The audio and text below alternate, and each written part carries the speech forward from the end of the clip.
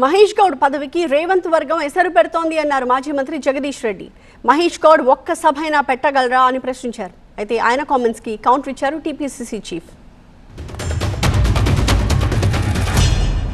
అసలు మహేష్ కుమార్ గౌడ్ పదవి వచ్చిపోతుంది, అది చూసుకుంటే మంచిగుంటుంది. పాపం ఆయనకి ఎసరు పెడుతుంది ఎవరో మంది కాదు, ముఖ్యమంత్రి మనందరికి కూడా తెలుసు.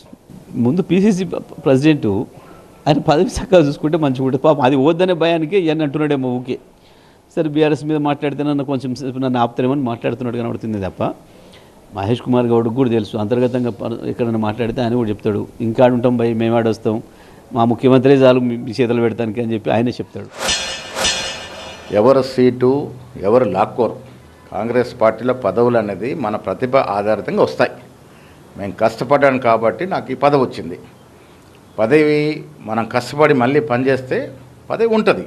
మనం ఇంట్లో కూర్చుంటే పదవి పోతుంది, న్యాచురల్. అది ఎవరో ఊడగొట్టాల్సిన అవసరం కాంగ్రెస్ పార్టీలో ఉండదు. కాంగ్రెస్ పార్టీ ఒక వ్యక్తి నడిపే పార్టీ కాదు.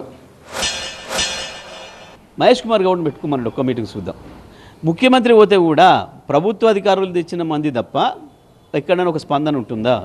మా నాయకులు ఎవరు పోని ప్రజల నుంచి ఎట్లా స్పందన ఉంటుంది మీరు చూస్తున్నారు. మీరు కూడా కవరేజ్ పోతున్నారు, ఎట్లా కనబడుతుంది ప్రజల నుంచి వేవ్ చూస్తున్నారు మీరు. ఇవాళ ఎక్కడికి పోయినా ఎప్పుడు వెళ్ళిపోతాడు ఈ ముఖ్యమంత్రి అనే మాట తప్ప ఇక పీసీసీ ప్రెసిడెంట్కి అయితే ఆ మాత్రం కూడా సీన్ లేదు. ప్రెస్ మీట్లకు పరిమితం అయ్యేది తప్ప యానన్న ఒకటి సొంతంగా ఒక బహిరంగ సభ పెట్టిన సందర్భం ఉందా ఇప్పటివరకు? కాంగ్రెస్ పార్టీలో పార్టీ బహిరంగ సభలు పెడుతుంది, వ్యక్తులు కాదు. మేము వ్యక్తుల పార్టీ కాదు, మాది సమూహమైనటువంటి కాంగ్రెస్ పార్టీ. కాంగ్రెస్ పార్టీ గతంలో ఎన్ని బహిరంగ సభలు పెడితే ప్రజలు దాన్ని అర్థం చేసుకొని మిమ్మల్ని ఇంటికి పంపించారో ఒకసారి అర్థం చేసుకోవాలి. ఇదే సూర్యాపేటలో బీసీ గర్జన మొదలుగానే దాదాపు 10-12 బహిరంగ సభలు నీ అడ్డాలో పెట్టాము.